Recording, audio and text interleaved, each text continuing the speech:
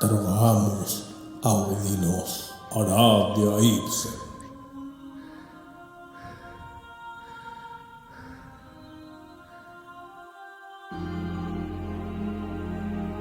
Tormented Souls is an indie survival horror game published by P-Cube and produced by Dual Effect and Abstract Digital. The latter is a game development company from Chile, which makes me really proud. Shoutouts to all the game devs in South America, I love you all. For the record, a lot of this video will sound like I work for the game's marketing team, but I swear to god I'm just an independent player who really likes the game and especially likes to speedrun it, which is how I spent 99% of my playtime so far. The game was released on August 27, 2021, so it's 2.5 years old at the time of this writing. The game was sold for $20 on release, and that is a steal. Seriously, it's 100% worth the money, and this entire video will be about why that's the case. I currently have about 100 hours into the game, and I will likely put a few thousand hours more. In what follows, we'll briefly talk about the game itself, including the story, so if you want to skip spoilers, you can go to the timestamp shown in the screen. The game is pretty much every survival horror trope put in a blender and turned into a smoothie. The story is about a girl called...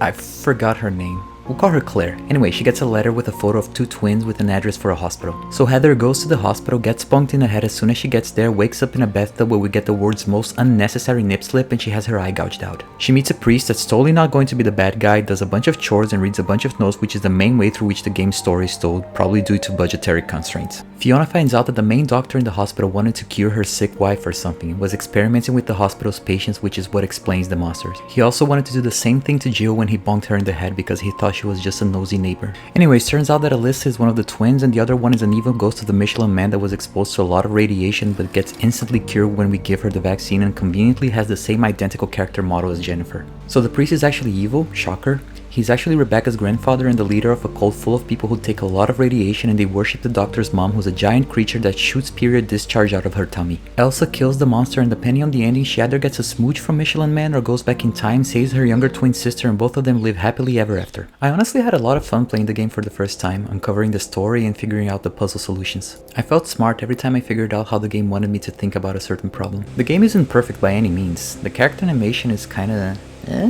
The combat's a bit cheap and way too simple, which I know that devs wanted the game to play similarly to the old school games, but I think they took it too far. The voice acting is awful, and it takes you right out of the immersion. Noah is keeping my sister Anna in the underground bunker. He is the one who has engineered all of this. He has had my sister in captivity all this time. I won't let Noah hurt her any longer. This ends now. And the game has no replay value. You can literally get all the achievements and the best ending and all unlockables in your first playthrough, though this is highly unlikely. There are a few different endings, but if you save just before the final fight, you can reload and get all three of them without having to replay the whole game. Besides that, the game is extremely linear, and you won't bump into any side quests or secrets besides one extra weapon that isn't even that good and a few items here and there. Also, I have to say, not a fan of the name. Tormented Souls kinda comes off trying a little too hard to be a survival horror game name, and as far as I remember, there isn't even any tormented soul in the game. Like, who is it referring to? Please enlighten me if you know the answer. I'd sleep way more soundly if the game's name actually made sense to me. Thank you very much in advance. All that being said, I thoroughly enjoyed the game's atmosphere. I think they did a great job with the scenarios and puzzles. I think the writing was very well done. I know they told most of the story through written notes because of budget constraints, but that allows me to leave a lot to my imagination. And honestly, I kinda hope I didn't see the final boss because she looked much scarier in my head, as it is always the case. The enemies gave me a fair amount of challenge, though some of them have extremely cheap moves. And the music... oh my god, the music! Honestly, just the music alone is worth the game's price. My biggest demonstration of love for this game's soundtrack is the fact that after hundreds of hours speedrunning it, I still haven't turned the music off. I could listen to the Priest theme song all day long.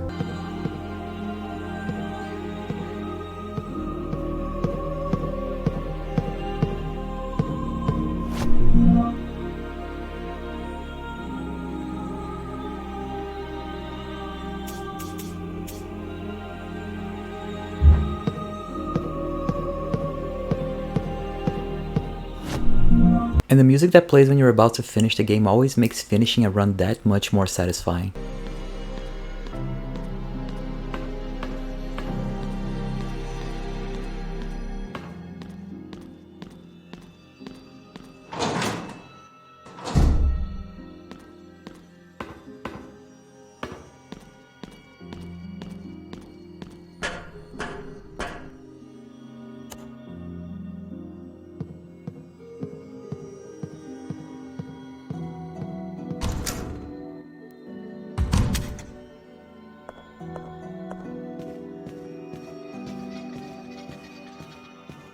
Props to the game's composers, you knocked it out of the park. In my personal tier list of survival horror games, I put this game between a good and a great. Honestly, for the asking price of $20, coupled with the inevitable discounts at Steam sales, this is an easy buy for me. For the company's first attempt at survival horror, I say that they did a lot of things right, and I look forward to what's coming next for them. Hopefully they also got some constructive feedback from players. But this video is not a game review, so let's talk about...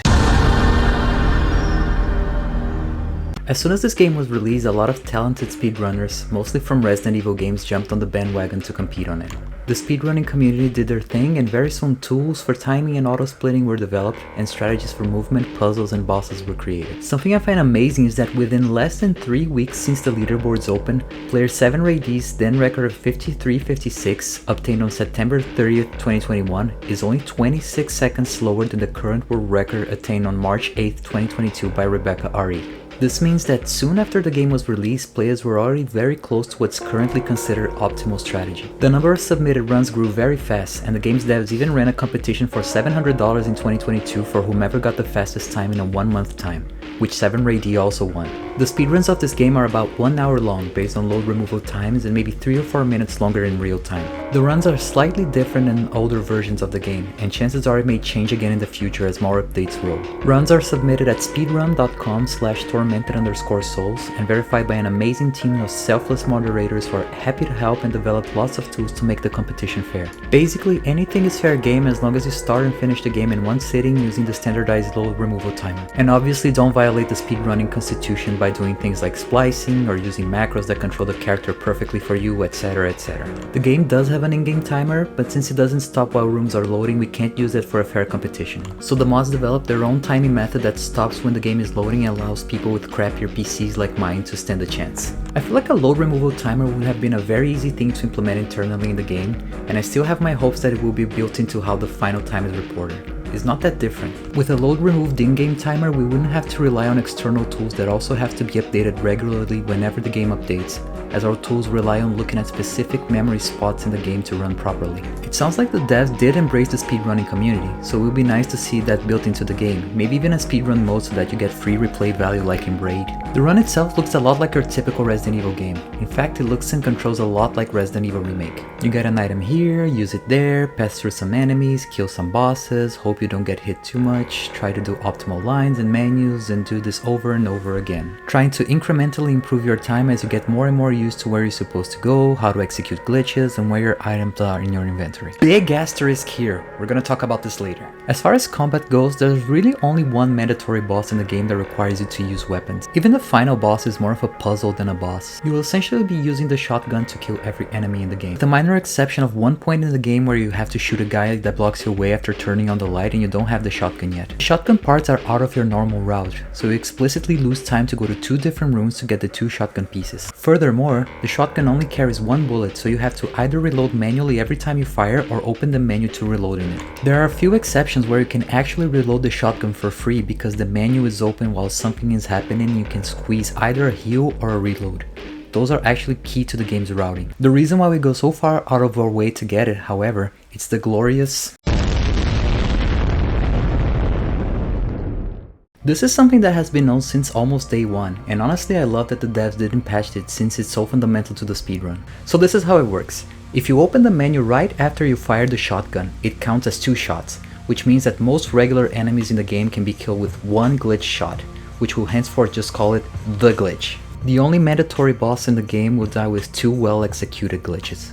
But wait, there's more! Hitting the glitch on the first boss also makes the game short circuit and skip a cutscene which saves 10 seconds. And hitting the glitch on the final boss allows you to skip another cutscene and release you from the responsibility of bringing her down 3 times to kill the little squiggly things before solving the crates puzzles. Oh, but we're not done yet. While this isn't mandatory, there are a lot of enemies in the game that save you a ton of time and make the run more consistent when you kill them. Literally all of them will die in a single shot if, and only if, you nail the glitch.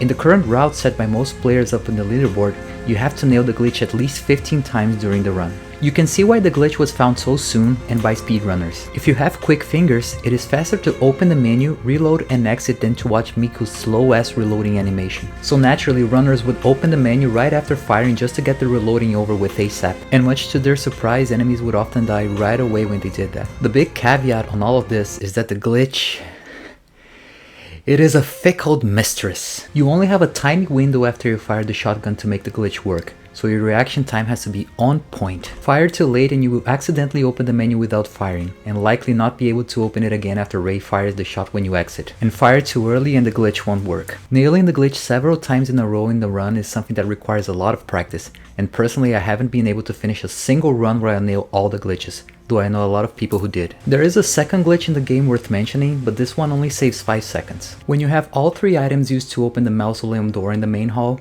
you can skip going downstairs manually by going out of bounds through the stair statue. It's a pretty easy glitch, but you need to use the little dodge mechanic this game has, and putting Yoko out of bounds on the very first dodge can be difficult if you don't place her right. You may also get soft locked out of the game if you don't know the right direction to get to the key hitbox, but with enough practice this is no longer a problem. There are 2 major challenges to get a good time in this game. 1. Being fast with the mouse. Point and click is at the core of this game's meta. There are a lot of instances where you have to interact with room elements, examine items, combine ammo with the shotgun, use the lighter, and so on. Your time saving doing these tasks is literally limited to your reaction time and the speed to bring your mouse from point A to point B. 2. Choosing what to kill and what to avoid. As we will describe later in more detail, you do not have a lot of HP, and 3 or 4 hits will bring you down to danger, or Ashley will start limping and running much slower. If this happens, you have to open your menu and heal. There are a lot of heals you can pick up along the way, but obviously each item you pick up accrues a small time loss. It is ultimately up to you to decide whether you want a consistent route where you get rid of the more annoying enemies, or whether you will try to dodge them and risk it for a biscuit. If by a miracle this description of the game speedrun sparked your interest and you are considering giving it a shot, I apologize, but we first need to talk about... On March 24th, 2022, the devs snuck in a seemingly innocuous update to the game that also made the speedrun much slower. The update moved the game from version 0.77.3 to version 0.88.0. This update did 2 things. 1. It added 2 extra enemies, one next to the blue tape and one next to the valve used to drain the water. 2. It made it so you can't fast skip item pickups. The latter really adds up through the course of various items needed to finish the run. And it's the main reason why the 0.88 plus version is about 2 minutes slower than 0.77.3. Obviously it wouldn't be fair for people who spend dozens of hours grinding the game in the older version up to this point to have their runs removed. But it would also be impossible for new runners to compete against faster, older versions of the game. So currently the leaderboards are split, and you can play in either version. There are tutorials to downgrade the game to 0.77.3, so you can still compete on the faster version. But I feel like most players just won't go through the trouble and will instead play whatever version is the most current. They're not that different, and this way you don't need to do anything weird with your Steam account. I play the 0.88 plus category, and I have a lot of unfinished business with it still, so that won't change anytime soon. Alright, let's talk about the important stuff now. Okay, this right here. This is what makes this game a massive speedrunning masterpiece that belongs in the Louvre Museum of Speed Games. So what happens is, as any modern game, the devs gave you a few options to play it in different ways. You can play it on keyboard, mouse, gamepad, fighting stick, race car controller, you name it. Among the useful types of control, you can move Yuri around and make her do things in 3 different ways. 1. The keyboard and mouse. 2. The digital pad in the controller. And 3. The analog stick. The important point here being that you can play with several controllers simultaneously. There is a major difference in using the analog stick versus the other 2 forms of movement, which is the fact that you don't have to hold any button to make Ashley run, which frees up your right hand to do whatever you want with it, like using the mouse. And also the fact that you can change Regina's direction by simply pointing her to the direction you want her to go. Digital stick and keyboard use tank controls, so you have to steer her like a tank, which takes time. And while the game does have a quick turn command akin to Resident Evil, it is slightly faster and more convenient to just point her to the direction instead. There's also an extra little Easter egg that the devs added as a big fuck you to runners, which is that Miyu runs much faster in stairs when using the analog stick, and that's true even when holding the run button in other input methods. So now you must be thinking, well then that's a non-issue, right? We just played the whole game with the analog stick. And you are right, dear viewer. That is exactly what we do, with the minor exception that literally everything else is infinitely more difficult with the analog stick. You have to switch the direction in which you're pointing the character at every camera transition, and keeping Aya running in a straight line is basically the hardest freaking thing in this entire game. Not to mention her quick turns are also not a smooth quick turn, and oftentimes she wanders off in a non-parallel direction and we have to adjust her back to the line we were going. It's a complete nightmare.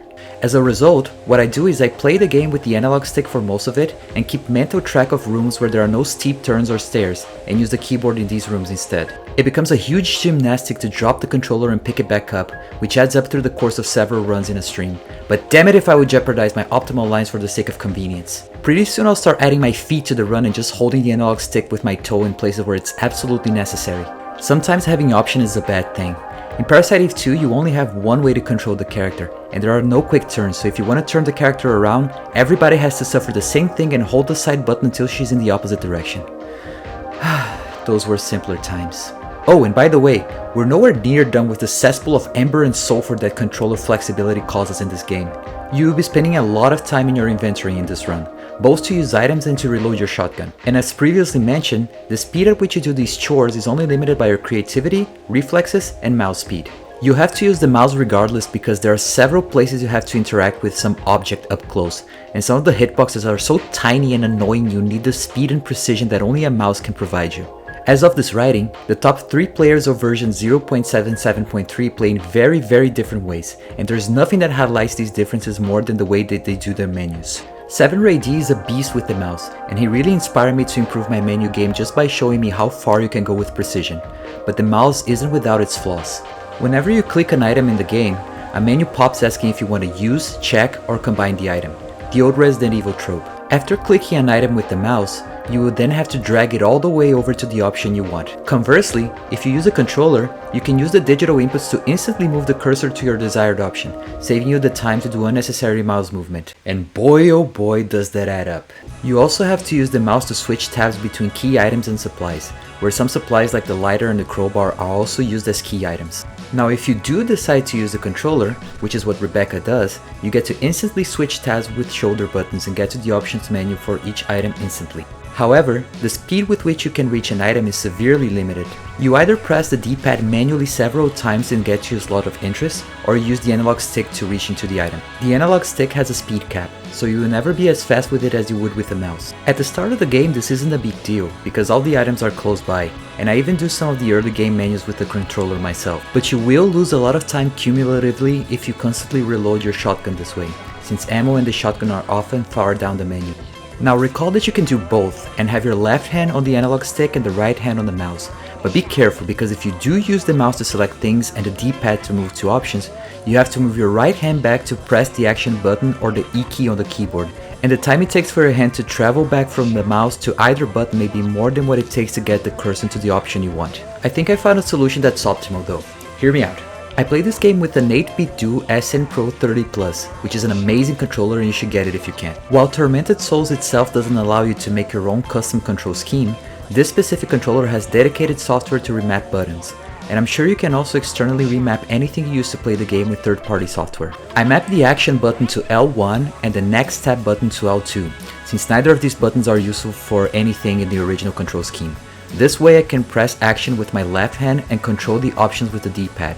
So I can leverage the mouse speed to get to the item I want, press up or down on the D-pad to instantly move the cursor to the menu option, then use the L1 button to select the option I want, thereby not needing me to move my hands at all to do optimal menus. There is a second advantage to this approach, which is you never accidentally drag an item that you're trying to interact with. Consider for example the key with the little cogs. Using the mouse, you have to mash click several times to make the cogs turn to solve the 3-door puzzles. But if you move the mouse just a smidge while mashing click, the game will register a click and a move, which is a command to drag an item around. This, however, does not happen if you replace a mouse click with the controller action button. Since the right analog stick is used for dragging the controller, mouse movement plus controller action is not considered a valid dragging command. As a result, controller action, even while moving the mouse, will still register as an item interaction, and you will never have to worry about accidental drags. So in my control scheme, you can mash L1 while moving your mouse toward different cogs without worrying that you accidentally drag the key around. Fast and consistent. That's the dream in a speedrun. This all sounds easy enough, right? Except that this method turns the cursor positioning into a complete clusterfuck. You see, the game gets really confused when you move the cursor with the mouse, analog stick, and D-pad simultaneously. And obviously you want to start moving the mouse as soon as you selected what you want to do with your item in cases of use and combine. But if you are like a teeny tiny bit off with your mouse movement and move the cursor before you select your option, you will, by default, go back to the first option on the menu. And that extra mental cushion my slow ass reaction time needs to make sure that that I haven't moved the cursor and screwed up my entire menu operation sometimes is costlier than thinking simple and doing the most obvious thing. I can't tell you how many freaking runs I lost because I couldn't reload the shotgun in time to press the cog thing on the final boss and I wanted to toss my controller, my keyboard, my computer, and myself out the window. Careful kids, Tormented Souls is a gateway drug that will drive you insane. Managing your mouse positioning also comes in handy to optimize your menus. The game remembers where your mouse was in your last menu, so you can use this to your advantage to put your cursor wherever your next menu will start when you are done with your current one. For example, when combining the hard pieces, your next menu will be pressing the on switch and turning on the defibrillator in the normal maternity ward. While the baby is crying, you can move your cursor to the bottom right, and in the next menu it will be in the correct position, so you can press the on switch without having to think about where your mouse cursor is. You do have to wiggle the mouse a little bit though, so the game remembers where it's supposed to be. You can also use this trick at the start of the game to point the cursor in the right position to read the letter cover right away at the start of the game, which you can do by pointing to Martha's shoulder at the main menu. Just be careful, because if you mash too hard you end up taking the letter out without reading the cover, and if that happens you are soft locked out of the game. I've done this accidentally a million times and want to rage quit every single time this happened. The solution to avoid this is not mashing the action button too fast. You get the hang of it. Okay, so we described the controller hell that is this game. Now let's talk about how the game's pure RNG hell. With the exception of Celeste, which requires cat reflexes to run, most good speed games have a healthy balance between execution and luck. Tormented Souls has a lot of RNG, but not in the places you'd expect. Puzzles always have the same solution, every item is always in the same place, and every room has the same enemies. What makes this game a complete lotto is the behavior of the very few enemies that exist in the game, and the fact that 4 out of 5 enemies have a 50-50 chance of using either an attack that gives you a free pass or an attack that is nearly impossible to dodge. The thing is, Utsuki doesn't have a lot of HP, so with 3 hits or so she's already limping, and opening the menu to heal takes a good chunk of time. There are enemies that are such a pain in the ass to deal with that we're better off just killing them, either because we pass through them often or because they block a narrow hallway. But you encounter most enemies only once, and for these enemies you have to decide whether to risk going straight and hoping they'll give you the good pattern, or baiting an attack Resident Evil Remake style to make 100% sure you go by scot-free. Obviously the former is faster and riskier, while the latter is slower and more consistent. Sometimes your decision is based on how much HP you have and how your current run is going. The 5 enemies in this game are Wheelchair Dude, Cheap Spit Dude, Boss Dude, Spike Dude, and Radiation Dude. Wheelchair Dude is pretty easy to deal with, but only appears at the start of the game. He's slow and only uses a scratching attack that has a very generous hitbox. The other 4 enemies are a little more complicated. They appear at an approximately equal frequency, and their actions are basically a 50-50 coin flip. Cheap Spit Dude can slash you right away or ignore you completely. If he ignores you, it usually means he's going to use the cheap long-range spit move that can hit you from 50 miles away. But he locks into your direction on the start of the move, and you can use this to dodge it. Normally we prefer the cheap spit, which you never know what he's going to do. You can always assume the worst and preemptively dodge them assuming they'll slash, but that trades a risky faster strat for a more consistent slowest strat. Boss Dude is called that because it's the same character model as the first boss, but unlike the first boss, these guys only take 1 glitch shot to kill. They have an instant move and a slow startup move. If you run toward either of his sides on the slow startup move, you can dodge them consistently. Sometimes it's worth killing some of these dudes that you pass through several times, like in the sewers that lead to the bunker. One of the guys here literally blocks you from checking the valve in version 0.88+. But if you're only passing through them once, it's usually worth risking the dodge. Spike Dude's probably the one you see most often. They have a super slow spike move that takes a long time to dodge because it has a lot of active frames and a huge range, and a slap move that is almost always a free pass because it has a faulty hitbox. With the exception of the newly added Spike Dude on version 0.88, it's also always a 50-50 what he's going to do. Although I have a suspicion that there are some lines where if you tilt Abe no Seimei slightly, they are more likely to slap you. Finally, there's Radiation Dude. You only see them at the end of the game, and they usually behave nicely. They have a ground slam move that is easy to dodge, and a crazy spin move that will likely touch you as you're trying to get past them. Overall, you have to go through 5 or 6 cheap spit dudes, 7 or 8 spike dudes, 4 or 5 boss dudes, and 3 radiation dudes. And the sheer amount of coins you have to flip in a run coupled with Cindy's super low HP means you'll have to pick up some heals along the way. That is, until the day this run is colossally optimized to a point where you have no other choice but to pray that all enemies behave the way you want them to. Your choice on which enemies to kill ends up being very personal, and many top runners are able to tie their times with very different combinations of which bullets to pick up, which heals to pick up, which enemies to kill, which ones to dodge, etc. For example, there is one spike dude at the chapel that will harass you in 3 or 4 different passes through the room, which makes up a great enemy to kill. However, the enemy you shoot before this one, which is one of the dudes that block your way, kind of allows you to shoot him without reloading, because when you do the Simon Says puzzle not long afterwards, you get to reload for free while the instructions are showing up on screen. Unfortunately though, the first 2 encounters with said spike dude occur between shooting the blocker enemy and solving the puzzle, so your shotgun is empty at this point. In here, you have a few choices. 1. Ignore the opportunity for a free reload and glitch both enemies. 2. Reload on the first enemy and glitch the second one without reloading so you can then do the free reload afterwards. Or 3. Do what I do and not reload on the first enemy and try to just deal with the subsequent spike dude and hope he slaps you every time you run through him. There's no right or wrong choice, you just need to play with your personal tolerance for risk and reward. But sometimes not even personal choice can save you from the pit of RNG hell that is this game. A little after you use the Martha disc, you run into Anna, which looks like a Silent Hill 4 ghost had a baby with the Michelin Man. You will be chased by Anna until you get to the bunker, where she'll spawn in certain rooms randomly. You'll know as soon as you walk into the room whether or not she's there, as the game will start blasting the song of her people through your speaker.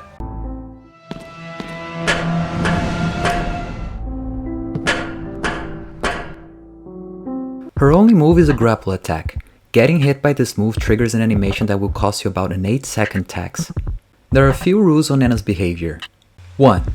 She only spawns in the following rooms: waiting room, east hall, nursery room, stay hall, and the room where you get the car, which is also the hall that leads to the hall that leads to the bunker. 2. Within the same room, she can only spawn in a few different fixed locations, normally 1 or 2. 3, and most important, if she spawns in a room, she will certainly not spawn in the next room you visit where she could spawn. You can use rule 3 during your run to predict with full certainty what is going to happen next. So when she spawns in a room that precedes a room that you really want her not to spawn, such as the card room, you get to dance and celebrate. Here's the problem with Anna though. Many places where she spawns allow for a free pass, but because she's so chunky, there are certain spawn locations in certain rooms in which you completely block your way.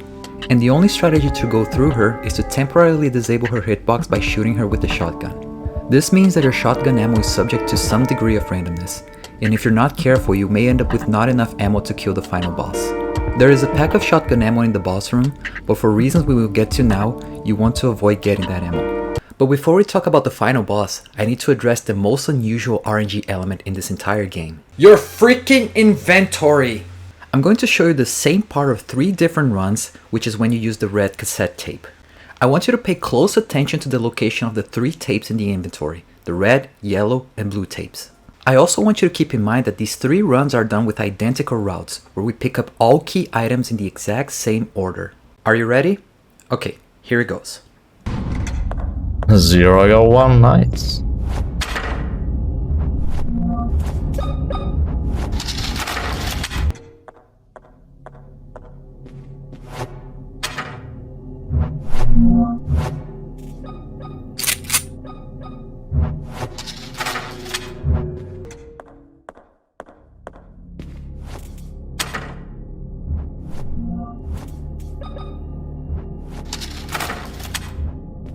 A keen observer may have noticed that the tapes are all in different locations. But like, why? Is the inventory positioning RNG in this game? I should also note that this isn't at all the only place where this happens in the game, and this scrambling makes it much more difficult for us to build muscle memory and optimize our times, as we have to be actively paying attention to where the item we need is going to be this time.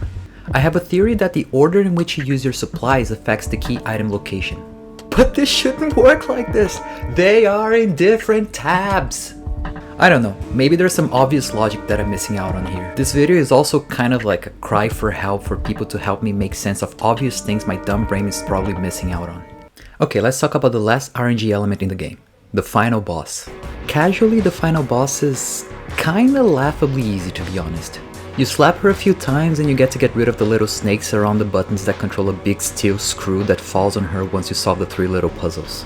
The fight's even easier if you do the shotgun glitch prior to the first button, because you skip the intro animation for the boss, and for whatever reason that allows you to shoot all 3 snakes and get into the puzzle without interacting with the boss at all. However, you will have to damage her again if you hit the button at the wrong time and mess up the puzzle.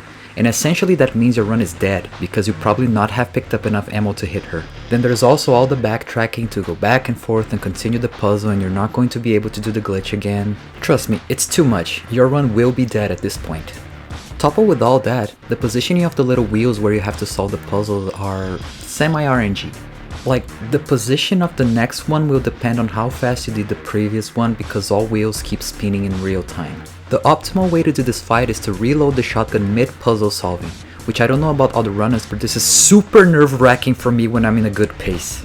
As I mentioned, my fast and nervous menus lead to errors that may lead to getting the puzzle wrong and killing the run. So if I may suggest to anyone willing to run this game, please practice the final boss, and please breathe before going in. If you manage to solve the first 2 puzzles fast enough, you will notice that the third button has a super nice pattern of wheels that you can almost instantly solve. However, if you do things like pick up the additional shotgun ammo if you're low or take too long to solve one of the puzzles, the wheels, which spin on different speeds, will get out of the nice sync and you'll probably lose a lot of time waiting around to hit the button on the right time at the last puzzle. Trust me, I know because I made this mistake in my current PB and sometimes I lie awake at night thinking about that. Once you beat the final boss, you just head toward the elevator and enjoy the music until you get to the entrance. Hope you don't mess up this last menu where you have to put the exit key and hooray! You're out of the Spencer mansion. Or are you?